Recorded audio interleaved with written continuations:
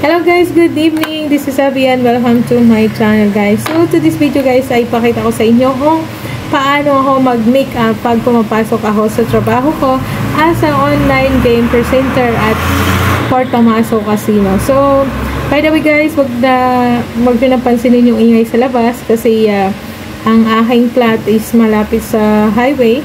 Tsaka meron pala akong tuwalya na nandun. Hayaan nyo na guys, wag nyo napansinin guys. So yun. Pag ako'y nagme-makeup, pag ako'y pumapasok sa trabaho, ito yung mga gamit ko.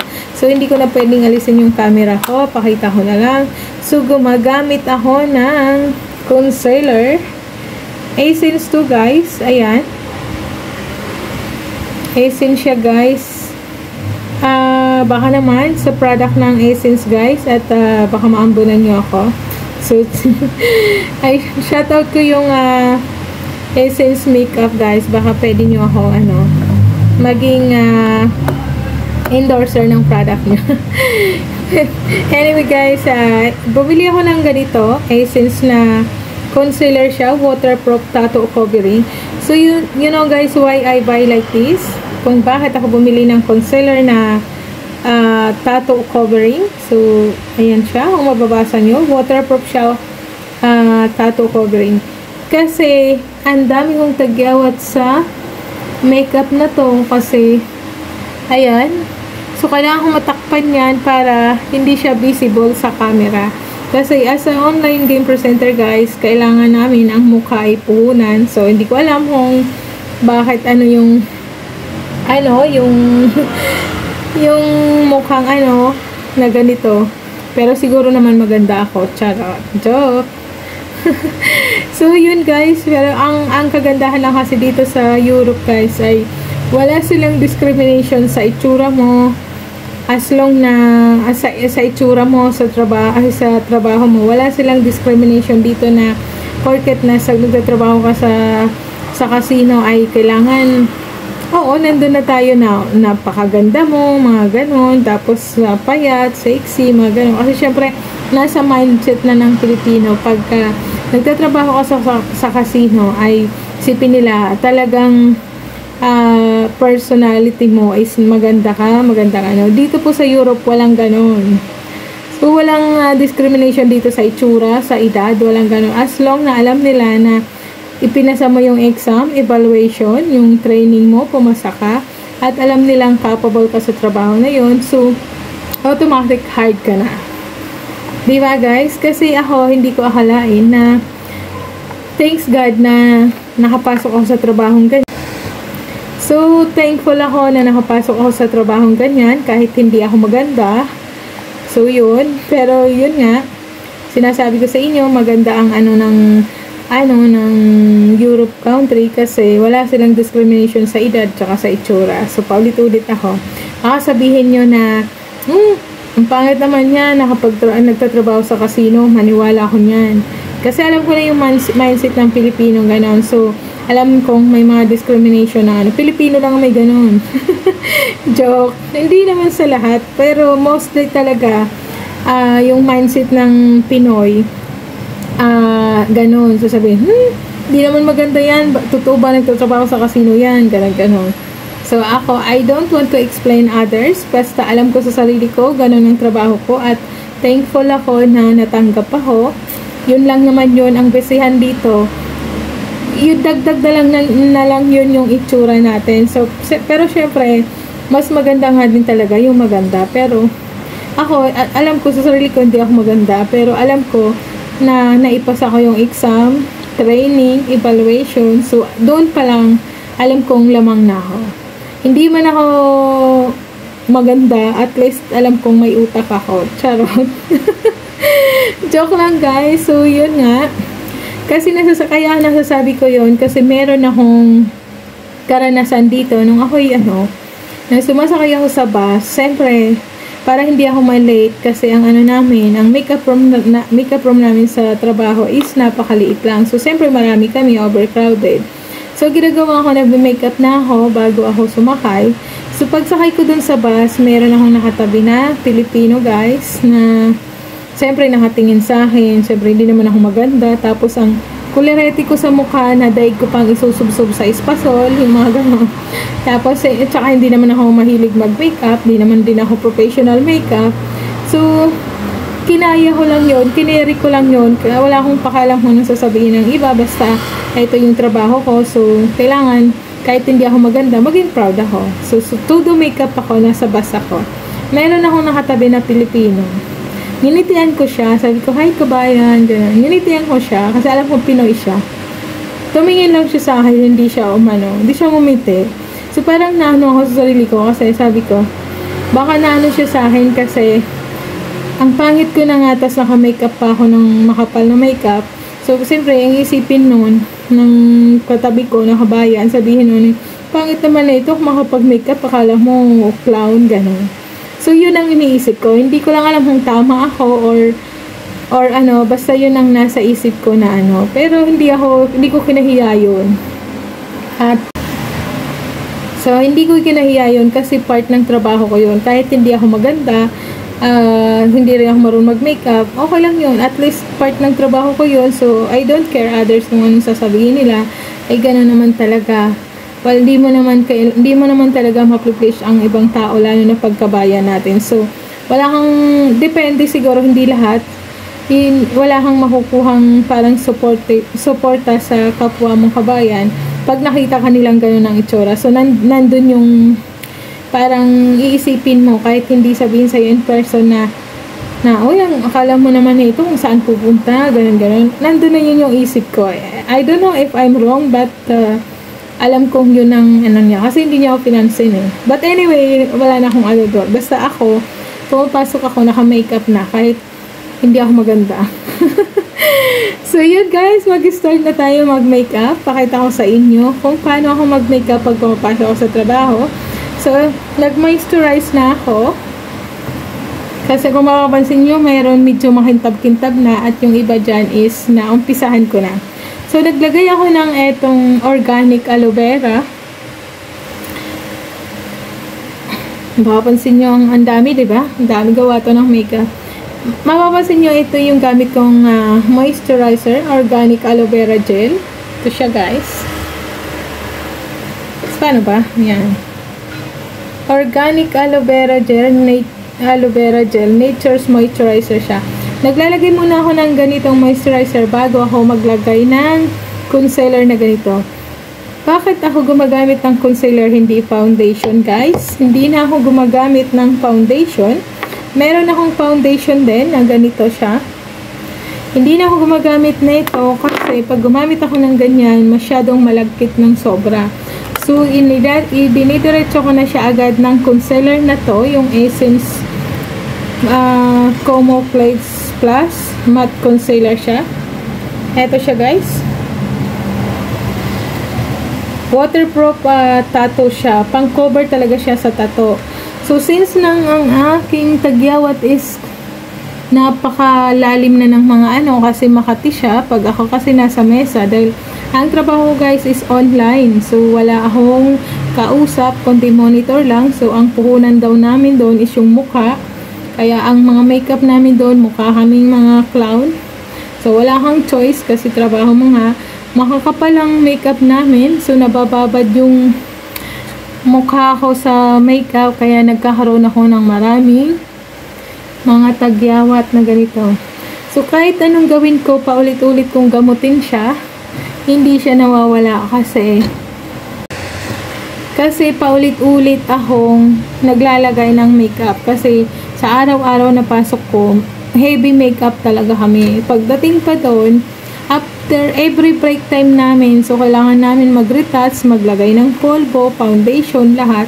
Kaya na trigger yung aking tagyawat, nabubugbog siya masyado. Kaya tingnan nyo, napakarami kong tagyawat dyan dito. Ito. Kaya ang ginagamit ko itong tattoo cover na to. Yung tattoo pang tattoo tattoo covering siya ng Essence siya guys. Essence product siya. So napaka-sensitive ng balat ko sa mukha. Hindi ako lahat ginamit ko na yung mga ibang product. So dito ako nag-stay sa Essence na to, sa Essence na product siya. So, yun. Dahil pang cover siya sa tattoo, nilalagyan ko siya ng ganyan. Nag-moisturize na ako, guys. Kailangan kong itakpan yan yung aking tagyawat para hindi siya kita sa camera. Kasi yung camera namin sa trabaho is walang beauty plus. So, kailangan i-cover ko yan. Kailangan coveran ko to. So, pagdating sa camera, hindi na siya masyadong halata. Yan nga lang, sa araw-araw na ginagawa ko, ay talaga nabubugbog talaga yung makeup ko yung mukha ko sa makeup. So, ito yung gumagamit ako ng foam na to. So, malinis to, pero syempre sa marami ng ano siya. So, yun guys, nagme-makeup na ako. Ganun ang ginagawa ko.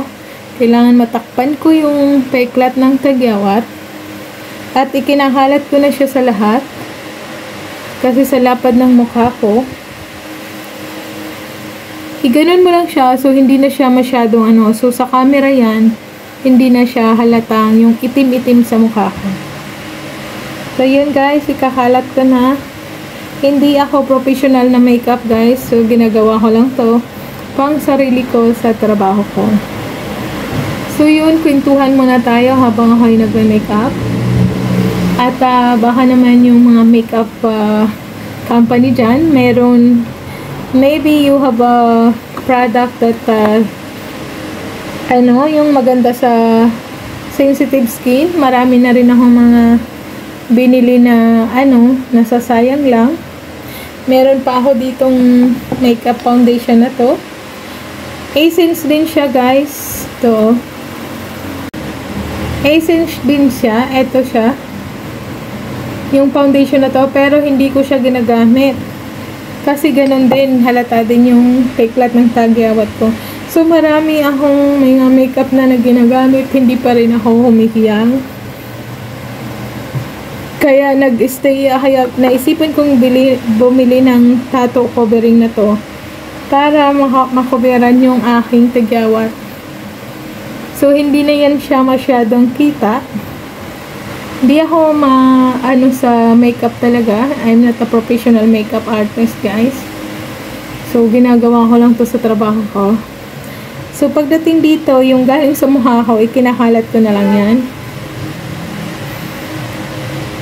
So, yun guys, kailangan mo ng mahabang oras. Ito kasi yung salamin ko malaki. Kailangan mo ng mahabang oras para mag-makeup. Alam nyo, yung trabaho ko, malayo sa bus. So, mag-makeup pa lang, kailangan na ng oras. So, yun guys, medyo pa siya, pero doon ko na siya dudublihan, yung dito hindi na, pero pagdating yan doon sa camera, hindi na siya masyado. So, yun ang ginagamit ko, itong Comoplex Plus na matte concealer sa tattoo, pang cover siya ng tattoo guys. Light rose siya. Light rose ang kanyang light rose siya. 10. At saka yung number niya is beads pala to. So, yun guys. Pagkatapos niyan, natapos na ako mag-concealer. So, alam nyo, nakikita pa nga yan eh. Pero pagdating yan doon sa camera sa trabaho, hindi na siya masyado. Pagkatapos niyan ay magme-makeup ako sa mata. So, hindi na siya overuse na ang aking makeup. So, nakakaya naman, ito na ang aking gagamitin. So, ito na tong eyelashes na to. So, kailangan makapal yung makeup namin. Kasing kapal na at lapad ng mukha ko. Joke lang guys. So, kailangan ang mata mo is 3 patong siya. So, maglalagay muna ako ng ganito. Yung pinaka parang medyo mapula kasi nilagyan ko na ng Ako hindi marunong mag-makeup pero dahil sa trabaho ko araw-araw, natututo akong mag-makeup ng sarili ko guys. So, yun kahit naman basta required talaga sa trabaho natin kahit hindi bagay sa atin, talagang gagawin. So, yun pala guys, at yung buhok ko okay na yan.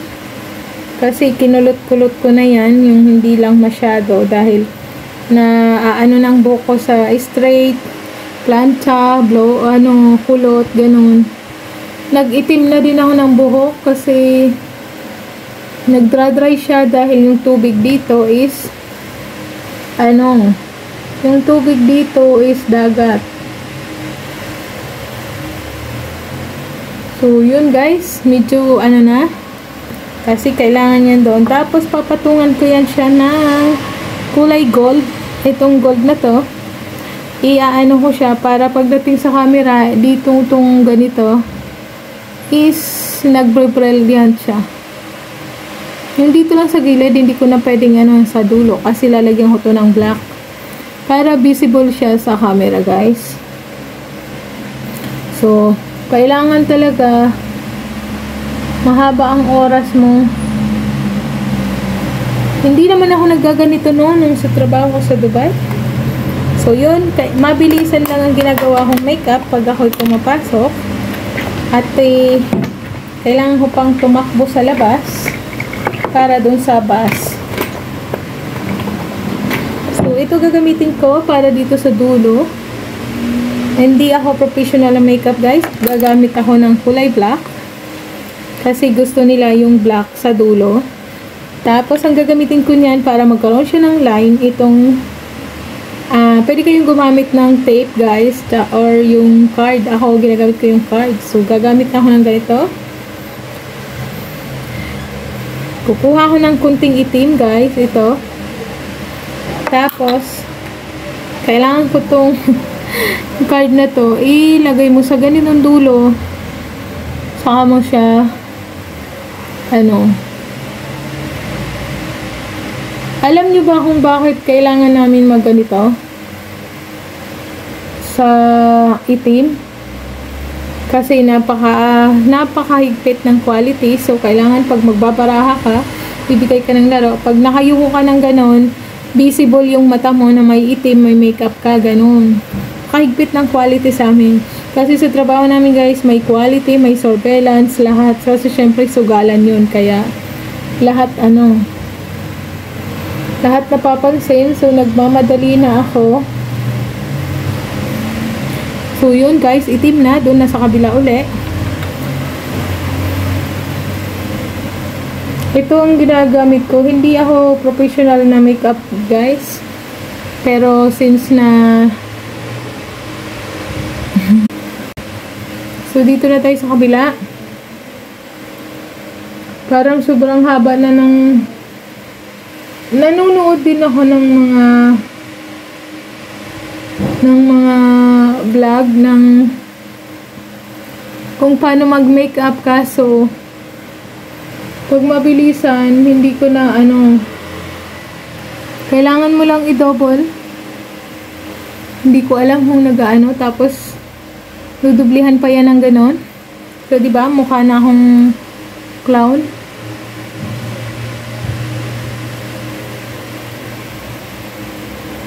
Nagkaroon ng So, diba? Okay na siya.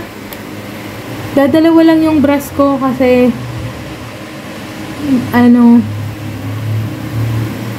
dadalawa lang yung brush ko kasi wala akong masyado pang ito lang siya. So, magiging na siya. So, yun. Okay na siya. Maglalagay na ako ng kilay. Ang ginagamit kong kilay ay panghilay yung Chanel na to. Hindi siya mamahaling Chanel. So, dalawa na siya. So, kunting, since na makapal na yung aking kilay, ay buhok, kunting ko na lang yan. Sabi ko sa inyo, hindi ako professional na guguhitan ko lang yan kasi araw-araw naman yan ginagawa ko. Yung nagmamaganda lang ako kasi hindi naman ako maganda.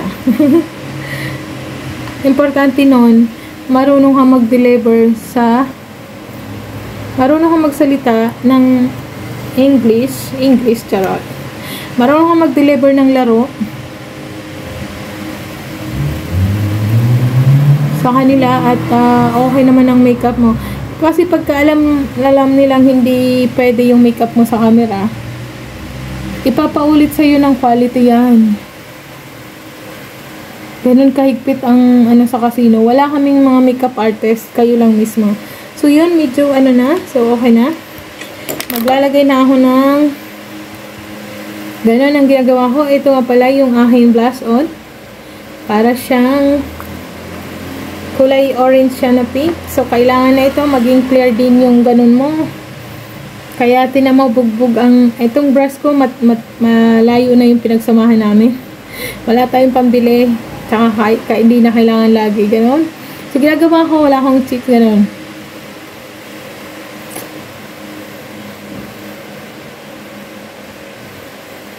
Pati sa kabila.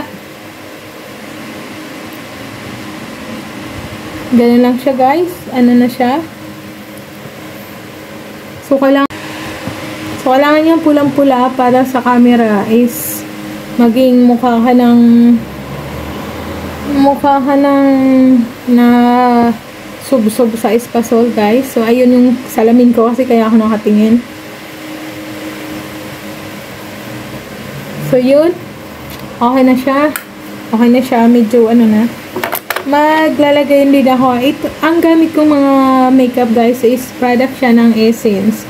So, baka naman yung Essence product, Essence beauty product ay mag-ano sa akin. So, ito siya, Essence na eyeliner na to, liquid eyeliner na to. So, kahit mayroon itim na yung dito ko, kailangan ko pang lagyan ng line yan, ng eyeliner na to. So, diba, guys? Napaka namin. So, hindi na ako nag-nose line kasi kahit noon mag-nose line ako, wala akong ilong. Pero medyo okay naman ang ilong ko. Hindi nga nakagaya ng mga ibang lahi na mga Colombian ang gaganda ng ilong nila. So, maglalagay na ako.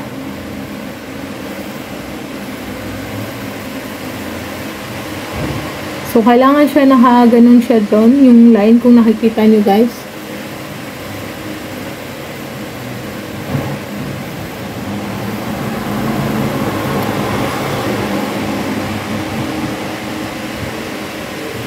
So, yun, okay na. Ganun lang ang ginagawa ko, pero napakatagal. Tapos, maglalagay na ako ng lipstick. Yung lipstick ko, yung ganito siya. So, ang lipstick pala na allowed lang sa casino is kailangan red. Kailangan ang labi mo, pulang-pula, yung para ka ng McDonald's. So, yun.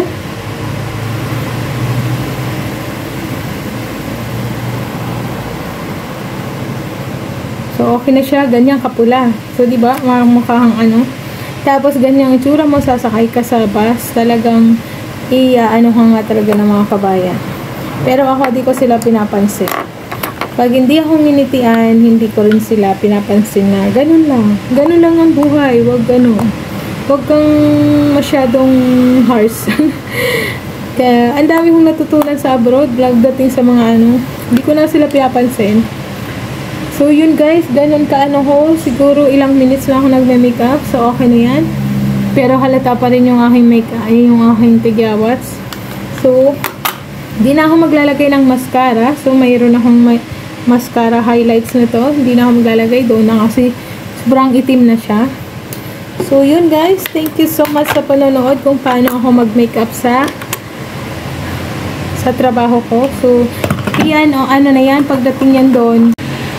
So, thank you so much guys. Magliligpit na ako. At ako'y Essence din to guys. Itong aking liligpit na ako.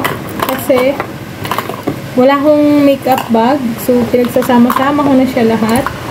Ayaw nga pala. Ang ginagawa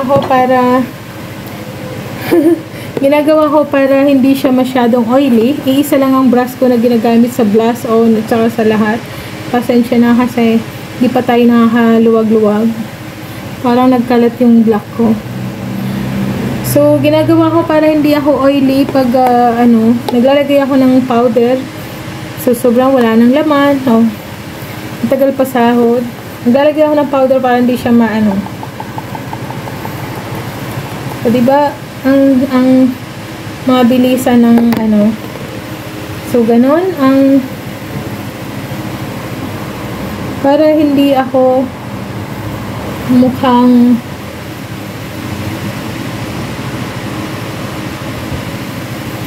so yun, ganun. Tapos na ako mag-makeup guys. So thank you so much guys. Magbibihis na ako sa aking uniform at papasok na ako. So thank you so much guys. Hope nagustuhan nyo yung aking simple makeup. So yun lang. Parang nagdikit yung magkaiba yung aking ano. Kasi pag yumuyuko nga kami, kailangan, pag gumanon ka sa camera, kailangan nagbo-volume yung mata mo. So, di ako naglagay ng mascara. So, doon na kasi masyadong ano. So, ganun lang yung ayos namin. Pero itong hikaw guys, hindi to pwede. Hindi allowed sa casino ang malaking hikaw. Maliit lang. Nilagay ko lang to kasi parang nagmamaganda lang ako. So, yun yung aking buhok. Kinulot ko to. Hindi ko pwedeng suklayin. Kasi matatanggal yung kulot niya. Hindi nga maayos ang pagkakulot niya. Pero okay lang. So, ganun lang itsura namin. So, thank you so much guys sa panonood. At huwag niyo pong kalimutan mag-subscribe at sumubaybay pa sa aking channel. At sa kung ano-ano pang ano ko. By the way guys, nag-upload na rin ako ng cooking challenge ko pag wala akong magawang vlog. Kasi hindi ko pwedeng pabayaan yung channel ko kahit paano is pinaghirapan ko to bago ako ma-monetize. So, ayaw kong itigil kaya sinamahan ko siya ng cooking vlog. So, thank you so much guys at hope napasaya ko sa kayo. Thank you so much. Bye!